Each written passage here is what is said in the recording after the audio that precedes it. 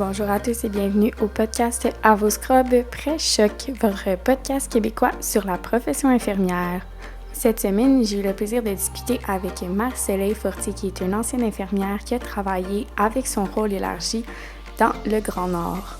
Ensemble, on a pu couvrir plusieurs sujets comme son horaire, les gardes, comment ça fonctionnait, le rôle élargi en tant que tel, c'est quoi. Puis on a aussi discuté du côté, dans le fond, de comment ça fonctionnait dans le Grand Nord, qu'est-ce que ça impliquait de travailler dans le Grand Nord, parce que souvent on en entend parler comme quelque chose de difficile mentalement, parce qu'on peut vivre des situations qu'on n'aurait pas nécessairement l'habitude de vivre au quotidien en étant dans nos villes. Mais j'ai aussi pu constater la passion que Marc-Soleil avait eue en allant en région éloignée. Puis elle nous a partagé des super beaux moments qu'elle avait eu la chance de vivre. Donc c'est un podcast dans lequel elle a vraiment été transparente sur son expérience. Puis je pense qu'elle a pu répondre à plusieurs questions que certains se posent sur le rôle de l'infirmière en région éloignée avec son rôle élargi.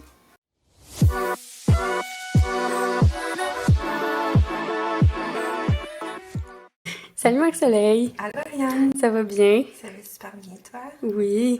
Donc aujourd'hui, tu es là pour nous parler de c'est quoi être une infirmière dans le Nord. Oui. Est-ce que tu peux me parler un petit peu de ton parcours scolaire puis ce qui t'a mené à aller vers le rôle élargi? En fait, je pense d'aussi loin que je me souvienne, quand j'ai commencé ma technique au cégep de Sherbrooke, au début, ils nous parlaient en fait de toutes les possibilités comme infirmière, puis on nommait entre autres le rôle élargi, tu sais, travailler dans le Nord. Puis je me souviens que je m'étais dit, hey, moi, c'est sûr que je vais aller faire ça. Tu sais, mais j'étais vraiment en début, genre jour 1 là, de mon parcours. Fait qu'après, j'ai fait dans le fond ma technique de 3 ans au cégep de Sherbrooke. J'ai travaillé un petit peu temps plein après ça aux soins internes. Là, c'est rendu les soins coraux, là, ici où je suis à Fleurimont. Je faisais aussi de l'unité de cardio. Puis après ça, j'ai commencé mon bac. Puis j'ai aussi travaillé, dans le fond, j'ai eu un poste à l'urgence à Fleurimont. Puis après ça, j'ai rencontré mon copain qui lui aussi avait envie de partir dans le Nord. Puis j'avais même essayé, tu sais, je venais d'être Tipeee, là, puis j'avais appelé comme dans le coin de la baie James. Je disais, est-ce que vous me prendriez? Puis t'es comme, tu sais, va chercher de l'expérience un peu, ce qui était totalement normal. Puis après ça, c'est ça. Fait que là, finalement, après quelques années d'expérience, c'est là que, tu sais, j'ai fini mon bac, j'ai continué de travailler à l'urgence. Puis c'est là que moi et mon copain, on est partis là, travailler au Nunavik, là, ensuite. OK. Puis, mettons, le Nunavut, tu sais, quand on parle du Grand Nord, surtout, des fois, on voit ça comme des places un peu dangereuses. Je me rappelle qu'on avait déjà eu une discussion un peu sur ça, puis tu m'expliquais que, tu sais, quand on commençait à aller dans le Nord, tu pouvais commencer dans des places comme un petit peu plus faciles d'approche, des cas moins complexes. Puis il y en avait qui sont vraiment comme des gros cas, puis c'est plus difficile. Tu dirais que le centre où tu as travaillé, ça se situe où, mettons, sur cette échelle-là?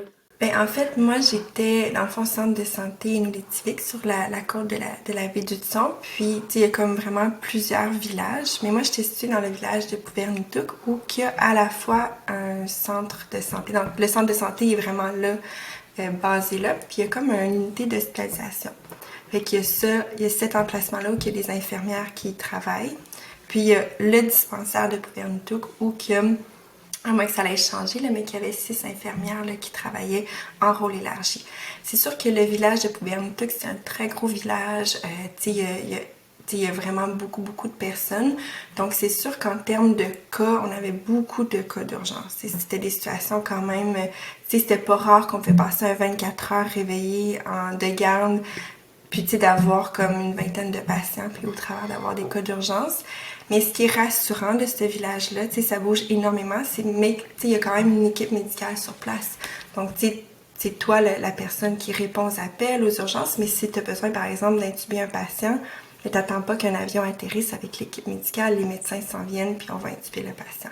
Fait que ça, c'est un des avantages de ce village-là. Puis on retrouve aussi cet avantage-là dans 2 autres villages où il y a des médecins sur place en permanence. OK. Fait que t'as jamais eu, mettons, des situations que, comme infirmière, fallait que tu fasses quelque chose. Parce que à l'école, on apprend toujours, tu sais, il y a des choses qu'on apprend à faire, mais qu'on se fait dire, tant qu'il y a un médecin sur place, ça, tu le feras jamais dans ta pratique.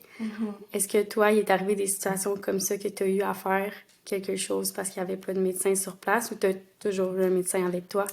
Ben, tu sais, c'est que dans le fond, oui et non, parce que, tu sais, il y a comme le rôle élargi qui nous permet de faire énormément de choses que tu n'as pas nécessairement besoin du médecin à chaque fois, mais des situations d'urgence comme par exemple intuber un patient, mettre une intraosseuse, mais j'avais toujours un médecin qui était là sur place. T'sais.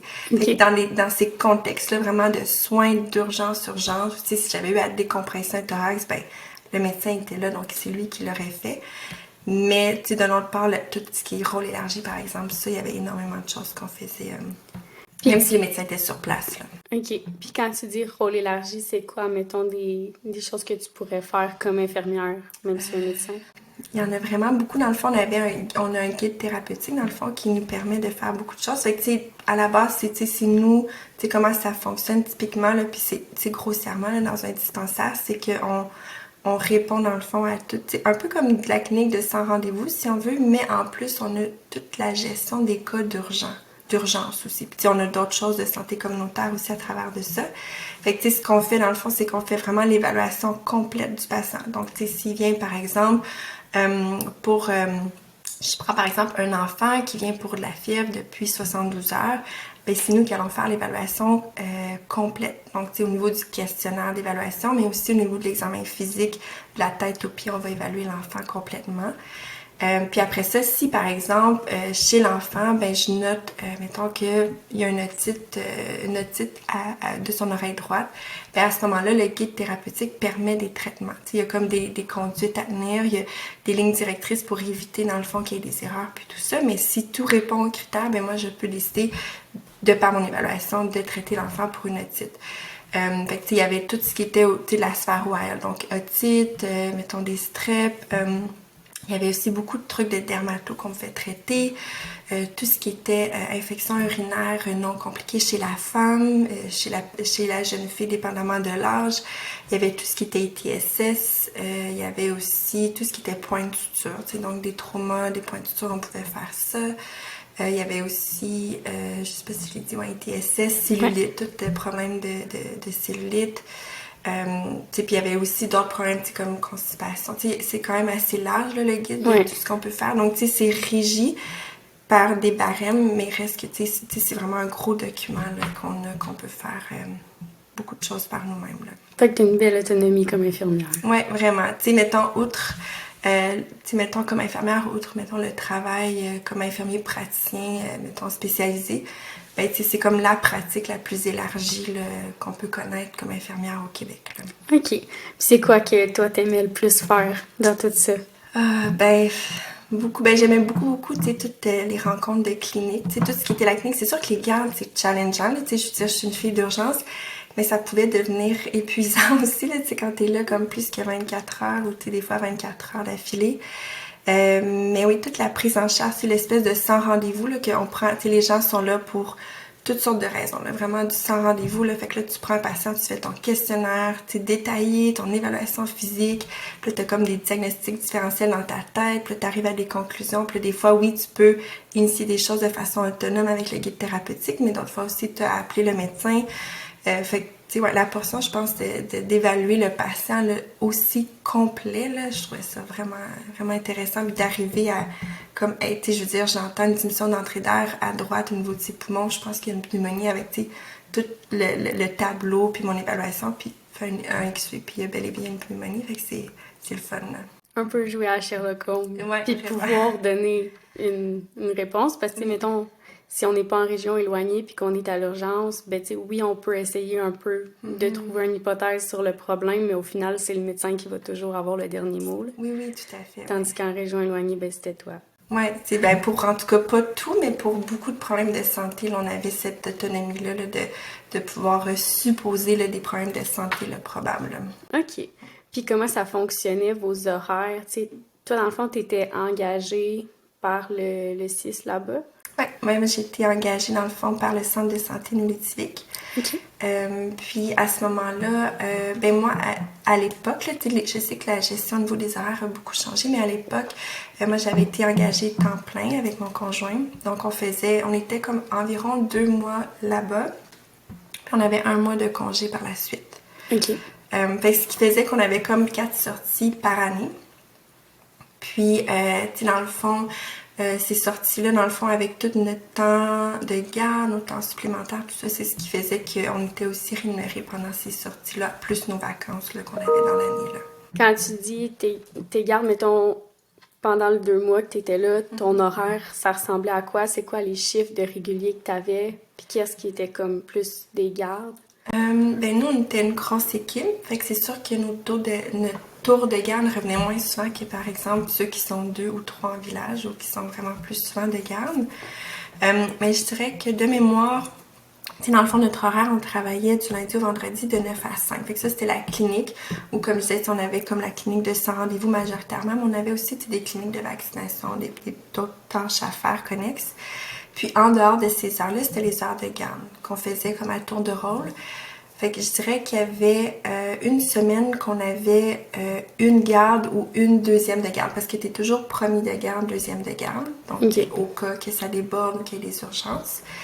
Fait qu'il y avait une semaine, des fois, qu'on était comme un peu plus, puis après ça, on pouvait être... Les autres semaines, souvent, on avait comme 2 premiers de garde, 2 deuxièmes de garde. Fait que, puis on travaillait une fin de semaine sur... Je pense que c'était sur 3. Mais tu sais, nous, on était une grosse équipe. Tu sais, on était de garde une fin de semaine sur 3 parce qu'on était une grosse équipe. De rotation, là, mais souvent, tu l'es plus souvent que ça, là, quand t'es en village, là, un petit village. Là. Fait qu'en gros, t'as comme ta semaine de travail régulière du lundi au vendredi, ta fin de semaine sur 3, plus des gardes, mettons, 1 ou 2 fois par semaine. Ouais, dépendamment c'est ça, dépendamment de où t'es là, sur la côte. Là. Fait que tu t'en sors quand même avec un peu de temps libre. Oui, ben, tu sais, c'est ça. Les gros villages, c'est ça l'avantage, c'est qu'on avait la possibilité d'avoir des temps libres. Tu peux découvrir le village, tu peux découvrir la région. Fait que ça, c'est vraiment le fun. Mais c'est sûr que les plus petits villages, tu sais, comme mettons Ivaux-Ivic, tu sais, ils sont 2 infirmières. Donc, tu sais, mais tu sais, des fois, ils vont peut-être être un petit peu moins sollicités par moment, mais reste que tu peux pas t'en aller faire du ski de fond. Là. Ouais. Tu restes comme responsable si jamais il y a une urgence. Là.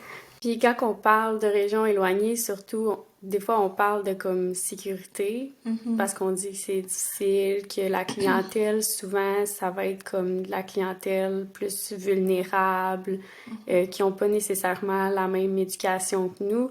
Toi, est-ce que tu te sentais en sécurité dans le village où tu étais? Oui, vraiment. Tu sais, c'est pas arrivé où je me suis pas sentie en sécurité, autant dans le village que, tu sais, comme infirmière dans les heures de clinique. Tu sais, c'est sûr qu'il est arrivé des incidents dans d'autres villages ou des choses, tu sais, à même notre village, mais c'est vraiment des situations isolées. Tu sais, c'est pas quelque chose de fréquent.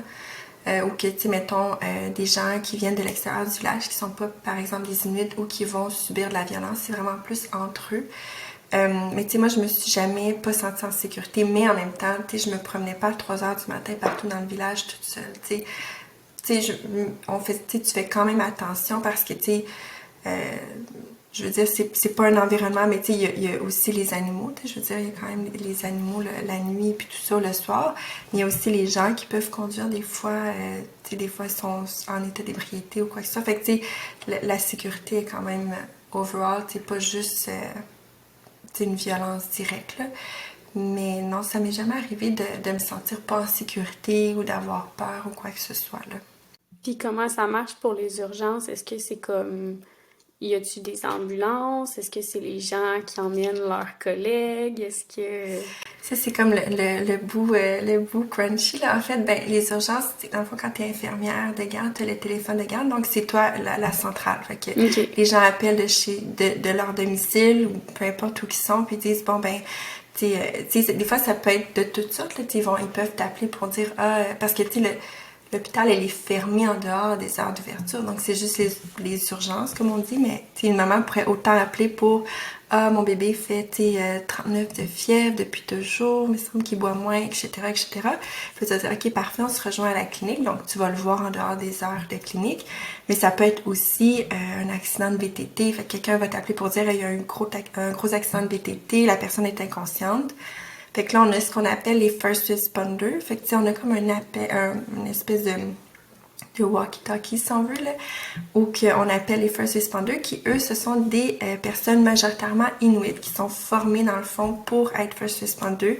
pour conduire l'ambulance du village. Puis, ils vont aller chercher les personnes, dans le fond, puis les amener, dans le fond, au dispensaire, ben, à la salle d'urgence.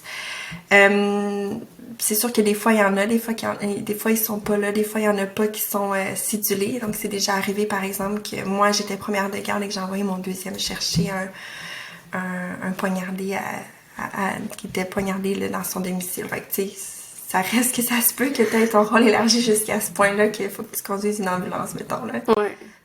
OK. Mais toi, ça t'est jamais arrivé d'aller chercher quelqu'un? Non, moi, j'ai envoyé les autres. Moi, j'ai déjà préparé la salle. Tout va être prêt, c'est pas moi qui vais chercher. Moi, je vais pas chercher. Puis, ça a été quoi ton plus gros cas de soins qui t'a marqué, mettons? Mon plus gros...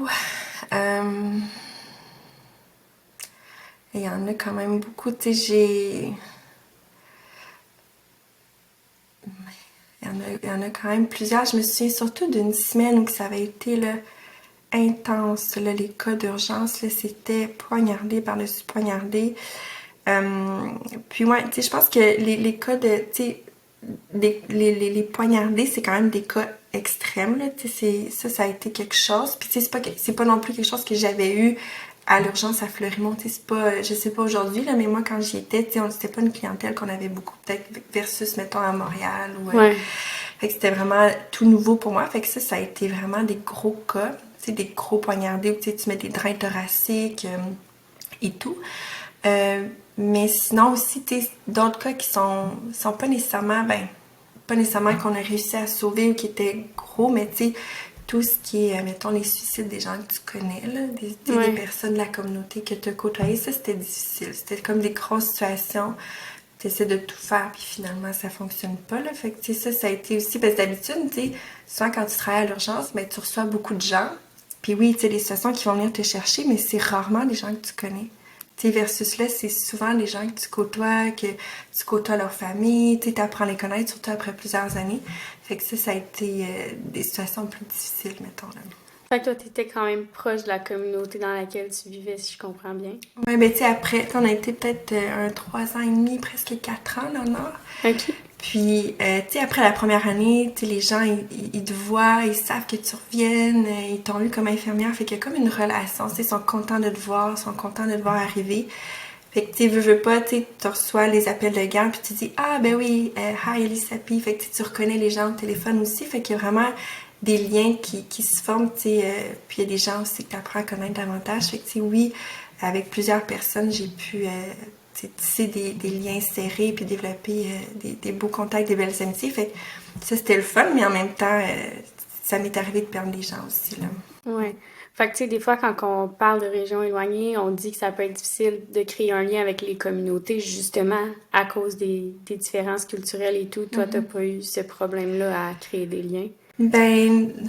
Non, mais tu sais, c'est sûr que je pense que ça dépend de plusieurs aspects. Tu sais, il y a comme l'aspect, tu sais, ouverture, tu sais, les raisons qui t'ont amené dans le Nord, tu sais, je veux dire, ils vont le sentir, tu sais, si t'es là pour les bonnes raisons, tu sais, c'est quoi ton approche, si tu considères leurs besoins, tu sais, c'est comme un tout, là, tu sais, le respect envers eux, envers leur culture, ça, c'est super important. Fait que, tu sais, je pense que c'est beaucoup l'approche que tu vas avoir, qui va primer sur beaucoup, puis tu sais, ça se passe aussi, là, tu sais, le mot des infirmières ou des professionnels qui vont être appréciés de par leur approche. Puis tu sais aussi, quand tu finis par rester, ben ils savent que, ben, ah, ok, elle va pas repartir tout de suite, parce que, tu sais, eux, ils voient beaucoup de gens qui viennent, qui partent. Fait que, tu sais, de s'attacher à tout le monde qui viennent, qui partent, ben ça leur tente peut-être pas, tu sais. Puis, tu sais, ça leur prend, avec raison un certain temps d'avoir confiance en toi. Tu sais, fait que c'est de développer tout ça. Puis moi, j'ai pas eu... tu sais, j'ai trouvé que ça s'est bien fait, là, de façon générale. Puis, tu sais, j'étais quand même dans un gros village. Puis souvent, on me disait, ah, les gros villages, c'est plus difficile parce que, bon, la population est plus grande. Fait que, tu sais, les liens au niveau... tu sais, sont plus difficiles à se créer au niveau de la communauté. Mais moi, ça s'est fait vite. Tu sais, ça a commencé avec les interprètes, les Inuits avec qui je travaillais. Je m'entendais bien. Fait que, à un moment donné... Les liens grandissent comme ça, là. OK. Puis au niveau, tu sais, tantôt, tu parlais des poignardés, que tu avais eu une semaine difficile, puis tout. Dans les cas comme ça, est-ce que tu as du soutien? As-tu des intervenants qui sont là pour toi ou tu es un peu tout seul dans cette charge mentale-là? Je dirais, ben, tu sais, l'équipe, elle est super, là. Okay. L'équipe en soi, elle est vraiment... Tu sais, en tout cas, moi, quand j'étais là, tu sais, l'équipe de médecins, l'équipe d'infirmières était très tissée. Mais c'est sûr qu'il n'y a pas comme, mettons, d'emblée, mettons, de débriefing, si on veut. Là. Quand on vit des situations difficiles, c'est pas d'emblée qu'il va y avoir des débriefings qui vont être faits. Soit ça va être une initiative, exemple, d'un médecin ou d'une infirmière qui va justement être une situation qui va être plus difficile. Mais ça va être vraiment plus d'une initiative comme personnelle, vraiment au centre de l'équipe. Sinon, ben, c'est sûr qu'on a l'aide pour les employés, mais outre ça, non, il n'y a pas vraiment de ressources autres que l'équipe en soi. Mais d'avoir une équipe qui comprend, mettons, la réalité de ce que tu vis, c'est sûr que ça doit faire du bien de parler avec des gens qui te comprennent. Oui, tout à fait. Puis, je veux dire, ça, je pense que ça l'aide à être capable de rester puis de passer au travers, des fois, les épreuves qui sont difficiles, d'avoir des gens, un sentiment d'appartenance, puis justement d'être capable de discuter de « OK, ça, c'était dur, là, j'ai eu de la peine. » Puis dans ces moments-là, est-ce que tu penses que ça t'a plus fait grandir comme personne ou que tu as eu plus de difficultés par la suite avec ces situations-là? Ça m'a plus fait grandir, ça c'est sûr. Mais avec le temps, l'accumulation, mettons après un certain temps, puis ça fait pas ça, comme mon chum, lui, ça lui a pas fait ça, mais avec le temps, de vivre ces situations-là, fois après fois, qui est comme plus condensé, puis comme je disais, c'est des gens que tu connais. Mais à un moment donné, après mon 3 ans, j'étais comme plus capable d'en prendre, Puis il a fallu que je mette une pause, puis là, j'ai pris un poste à la direction, mais il a fallu que je fasse comme, OK, comme là, ça vient trop me chercher, c'est comme la limite de ce que je suis capable de tolérer. Là, il y en a qui sont plus longtemps capables de se faire une espèce de carapace, si on veut. Ouais. Mais moi, après 3 ans, j'étais comme là, ça devient difficile là, de voir, de voir des gens partir, le suicide, comme la souffrance là, au travers de tout ça. Là. Fait que ça a été comme un moment que je me suis dit, bon, faut que je prenne une pause. Hein.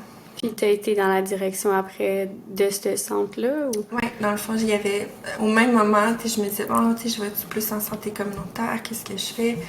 Puis au même moment, il y a un poste comme conseillère CAN à la DSI qui s'est ouvert, puis je me suis dit, bon, je vais essayer, Fait que j'ai appliqué, puis ça m'a permis de voir d'autres facettes aussi de... Fait que t'étais moins dans les grosses situations d'urgence, puis plus dans le communautaire. Ça t'a donné un petit break. Ouais, c'est ça, j'étais comme vraiment dans plus le développement de projets, soutenir les équipes, fait que c'était différent. Ouais. Ça faisait du bien de laisser retomber un petit peu le stress puis tout ce qui amenait dans le fond les situations d'urgence là-bas. Là. Puis qu'est-ce que tu dirais à quelqu'un, mettons, qui voudrait s'enligner vers travailler dans le Grand Nord? Mettons, comment il peut se préparer à être prêt à tout ça? Est-ce que tu penses qu'il y a des choses qu'on peut faire ou c'est juste de le vivre, puis... C'est sûr qu'il y a une partie, ça dépend des personnalités, puis de le vivre. Mais, je pense que, d'avoir un bon bagage, si déjà tu n'as pas à stresser avec, je veux dire, beaucoup de connaissances, beaucoup d'aptitudes, justement, mettons, si je fais le parallèle avec tout ce qui est soins d'urgence, c'est un bagage super intéressant avant d'aller dans le Nord, d'avoir fait de la salle d'urgence. Fait que si tu n'as pas à te stresser avec ça, mais après ça, tu as comme toute la place pour apprendre c'est quoi le rôle élargi, c'est quoi le Nord, tout le stress, je veux dire, ça prend au moins 1 an avant de te sentir, mais moi, je trouve personnellement de te sentir à l'aise, si on veut, dans ce rôle-là. Fait que, si tu veux laisser place à tous les apprentissages que ça l'amène, au moins d'avoir des bases qui sont solides. De ne pas arriver là avec pas beaucoup de bagages en arrière de toi. Puis, c'est relatif, là, quelqu'un pourrait avoir fait, ça peut faire 2 ans qu'il est infirmier, qu'il a fait des soins d'urgence, mais ça a été super condensé, puis il se sent prêt, puis ça pourrait être correct, mais de voir à ce qu'on ait au moins des bases solides. Là. Puis toi, t'avais accumulé combien d'expérience avant d'y aller? Moi, j'avais 5 ou 6 ans avant d'y aller, quand même. De mémoire. Ouais. Puis est-ce que tu penses que ça t'a aidé d'aller là avec ton conjoint puis de pouvoir parler des situations avec lui ou... Ah ouais, 100%. D'avoir... c'est sûr que là, les deux, on voulait le vivre, mais ça faisait qu'on... ou même des fois, t'as un appel, ou t'es pas sûr d'une situation en clinique, tu sais que t'es comme quelqu'un de confiance, tu vas voir, tu valides. Fait que, oui, autant pour la clinique, on travaillait bien ensemble, que, pour le support moral, puis tout ça. Puis, tu te sens, je veux dire, comme je disais, il y a une belle équipe, il y avait une belle chimie, là, quand moi, je suis allée à l'époque, mais tu te sens quand même... Il y a toujours quelqu'un avec toi, là. Fait que, tu te sens pas toute seule. c'est différent de le vivre à deux que de le vivre seul, je pense. OK. Puis niveau mode de vie, mettons, est-ce que tu trouves que le mode de vie que tu as ici, t'avais le même là-bas, puis tu sais, tu travaillais de la même façon que tu travailles ici de temps en temps, mettons, tu manges tes 3 repas par jour, tu t'entraînes, ou vu que tu as des gardes, puis que c'est comme plus des choses intenses, tu as une façon de vivre différente? C'est différent dans le sens que tu es capable d'avoir ta routine. Là. Tu sais, mettons, il y avait beaucoup de monde qui courait. Tu sais, moi, je me suis initiée au ski de fond là-bas. Il y en a qui amenaient leur fat bike. Fait que, tu sais, il y a beaucoup d'activités de plein air qui peuvent être faites. Puis tu sais, tu peux avoir ta routine d'entraînement si tu veux, puis bien manger tes 3 repas par jour, tu sais, d'avoir un équilibre sain, là. Mais c'est sûr que je trouvais qu'il y avait un beat de vie, tu sais, autant que les gants, puis il y avait des situations qui étaient stressantes, mais un beat de vie tellement relax, là. Ah Tu sais, je veux ouais? dire, je travaillais à 9 h, tu sais, je prenais le temps de me lever, je voyais l'hôpital de chez moi, je marchais. Puis tu sais, comme, c'est aussi le fait que t'es là-bas, puis c'est comme si tu dois rien à personne, t'es pas obligé d'aller souper chez un tel, t'es pas obligé, tu sais, je veux dire, fait qu'il y a comme cette liberté-là de, tu sais, d'aucune pression sociale de devoir faire ci, devoir faire ça, courir dans le trafic, fait que tu sais, il y a comme, oui, une partie qui va être stressante dans ton travail, parce que tu veux donner des soins de qualité, mais en même temps, d'un autre côté, l'espèce tu sais, tout le monde se promène en 4 roues, toi tu marches, tu sais, il y a comme une espèce de smooth aussi, de vie plus relaxe que j'ai bien apprécié de là-bas. Est-ce que tu te promenais en 4 roues? Oui. Mais on avait acheté un 4 roues d'une amie. OK. Puis, tu sais, ben, pas pour aller travailler, parce que comme si on voyait l'hôpital de notre maison, mais c'était super le fun pour, tu sais, on a fait du camping dans la toundra, tu sais, des 5 à 7 devant, tu sais, devant le lac, là, c'est comme le lac Pioui qui déversait dans le fond dans la baie. Fait que, tu sais, ouais, c'était vraiment, ça nous permettait d'apprécier la toundra, la nature encore plus, là. Puis t'étais capable de décrocher du travail une fois que t'étais comme chez toi? Moi, j'avais un peu plus de misère, je t'avouerai, mais ouais, mon chum, il était capable, moi, j'avais plus de misère. Tu sais, des fois, il y a des situations là, t'es comme, tu sais, tu te reposes des questions sur, tu sais, je veux pas tout le... T'es pas habitué, là, tu te sens un peu imposteur dans le sens que, tu sais, t'as un rôle qui est tellement plus élargi que, tu sais, toutes les connaissances que t'as aussi, là, fait que, tu sais, t'apprends beaucoup avec tes collègues, avec les médecins, avec les cas que tu vas avoir. Fait que, tu sais, c'est toujours le stress de vraiment offrir des soins de qualité, puis d'avoir bien fait ton travail. Fait que je pourrais pas dire que tout le temps, j'étais quand même capable, mais pas à 100%. Pour être honnête, là, j'avais de la misère avec ça, là. Puis t'as pas senti à un moment que t'étais loin de tes amis, loin de ta famille, vu que tu revenais toujours comme aux 2 mois, tu te sentais pas trop isolée? Ben, c'est sûr que, tu sais, mes amis, tu manques des choses, veux pas, tu sais, quand tu travailles là-bas, il y a des événements, des choses, autant des beaux moments que des choses difficiles pour tes proches, les gens que t'aimes, que tu vas manquer. Mais tu sais, les gens qui étaient importants pour moi, tu sais, comprenaient, puis, tu sais, m'appuyaient vraiment beaucoup, là, dans tout ce que je vivais, puis étaient vraiment contents pour nous. Fait que, tu sais, ça, c'était bénéfique. Mais oui, tu sais, par moments, je me suis ennuyée, tu sais, puis surtout que nous, on revenait, puis on partait voyager. Fait que, tu sais, on était comme là, peut-être 4 jours ou 2 mois.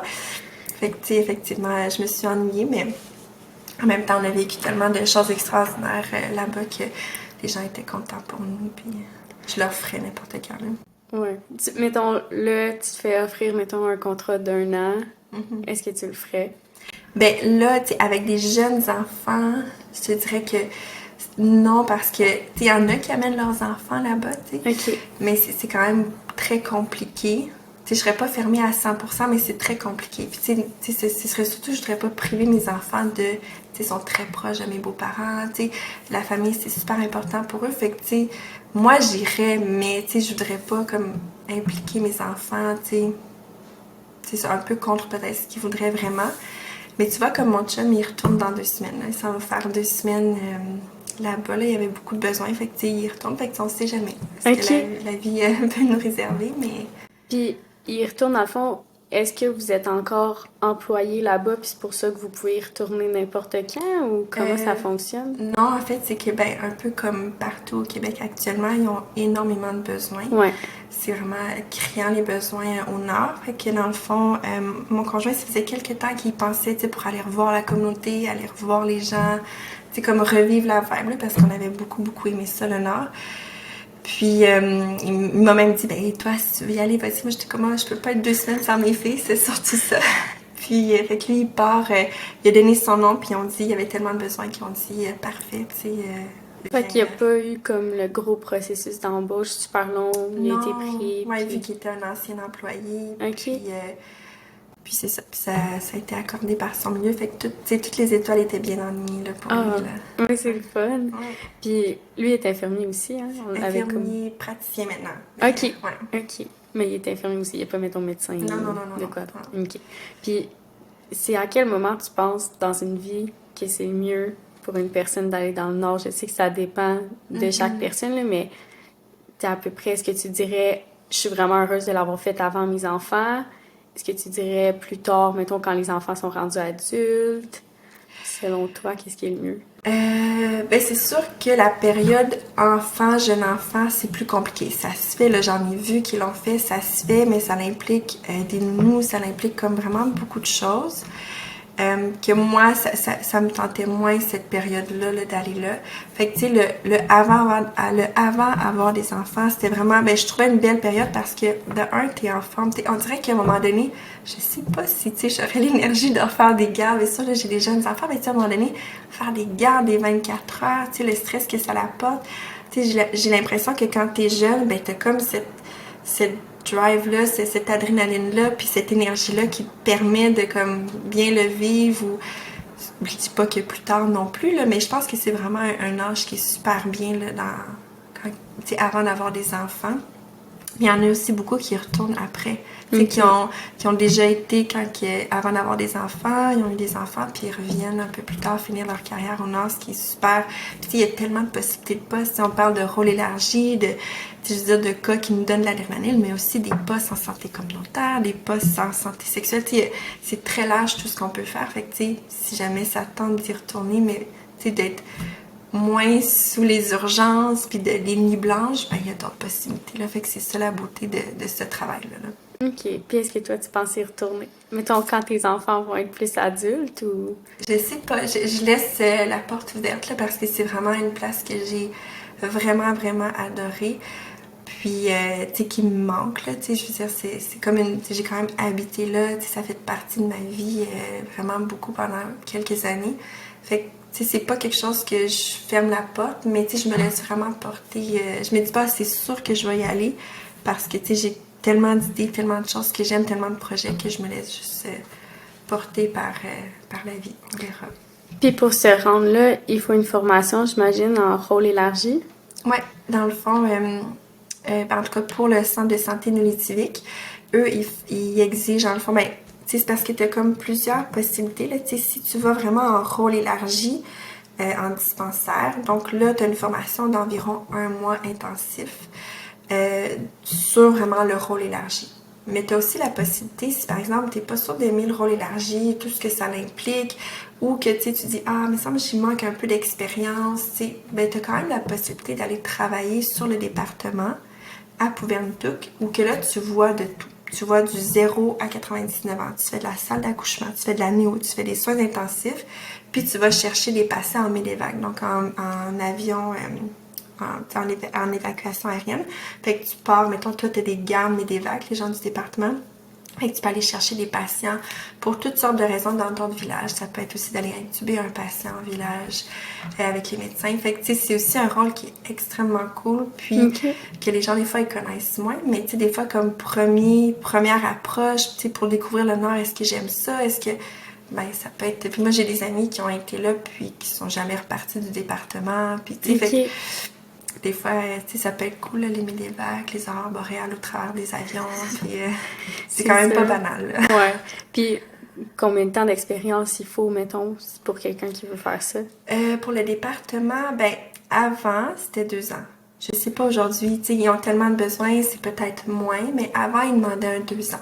Puis 2 ans dans n'importe quel département ou il faut que tu aies fait de l'urgence? Ils ne demandaient pas nécessairement de l'urgence. C'est sûr que, comme je disais, urgence, soins intensifs, pédiatrie, c'est quand même des domaines qu'on qu'on visait à l'époque beaucoup. Aujourd'hui, je sais pas si leurs critères ont changé, mais tu pouvais, j'en avais des gens qui avaient fait de la médecine chirurgie, des gens qui avaient fait de la maternité, des gens d'un peu partout. Puis ce qui est le fun, c'est que tu es orienté sur le département, tu es orienté pour les MEDEVAC, puis tu finis par être super à l'aise avec tout. Tu vas avoir des cas de santé mentale, tu vas avoir...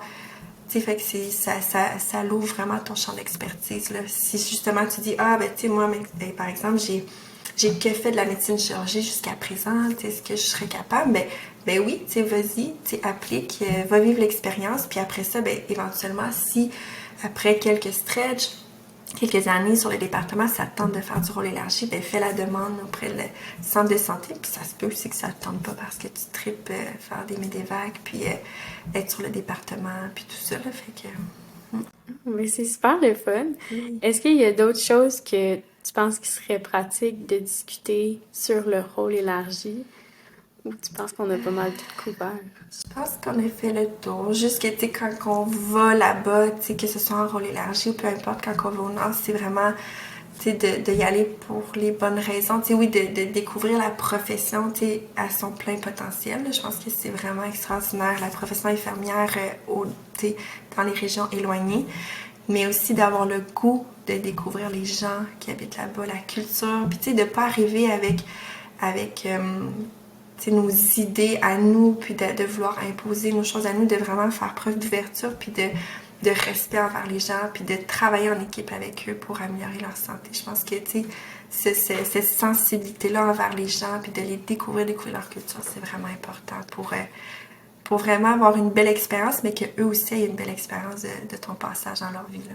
Est-ce que des fois, tu dirais que tu as mis tes valeurs de côté pour te faire accepter sur certains points?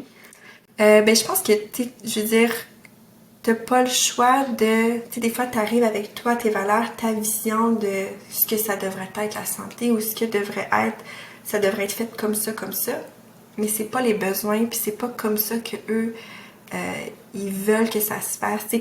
Il y a un contexte très culturel, fait que il faut apprendre à faire, ok, je veux dire, je détiens pas la vérité absolue, puis je veux dire, eux, de la façon qu'ils veulent que ce soit fait, l'approche ou peu importe, mais c'est correct aussi.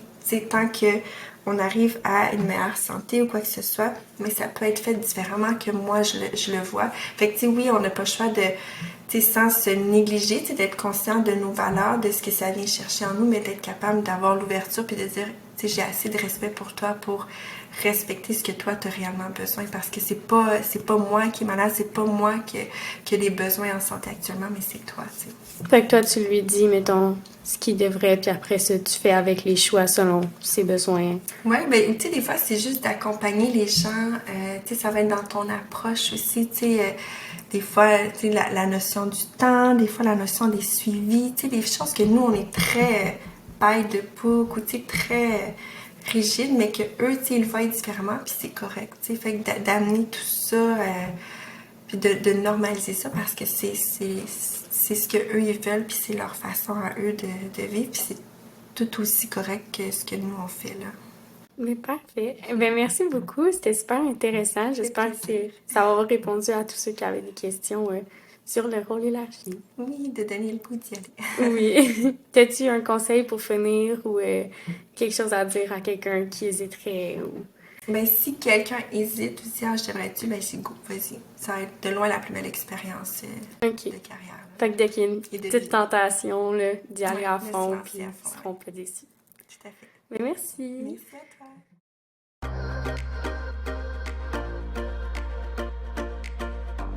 J'espère que comme moi, vous avez été satisfait du podcast puis des échanges que j'ai eus avec Marie-Soleil. J'espère que vos questions ont été répondues. Puis, je sais pas pour vous, là, mais moi, quand j'ai fini cette discussion-là avec Marie-Soleil, j'avais totalement le goût de partir en région éloignée, surtout pour essayer la partie département qui a parlé. Si jamais vous voulez m'encourager ou me soutenir, n'oubliez pas de vous abonner au podcast sur votre plateforme d'écoute, à la page Instagram et ou à la chaîne YouTube du podcast pour être à l'affût des prochaines diffusions. Surtout que ces temps-ci, j'enregistre des podcasts par-ci par-là, j'en mets de temps en temps, mais j'ai plus d'horaire régulier de diffusion des podcasts. Donc, pour vous assurer de rien manquer, n'hésitez pas à suivre le podcast. Vous pouvez aussi partager ou me laisser des commentaires sur cet épisode. Si jamais vous avez des propositions de sujets que vous aimeriez que j'aborde ou me laisser des messages parce que vous pensez que votre participation au podcast pourrait apporter un plus, je suis toujours ouverte aux propositions. Sur ce, on se donne rendez-vous pour le prochain podcast qui va aborder le rôle d'un infirmier pour la Croix-Rouge. À la prochaine!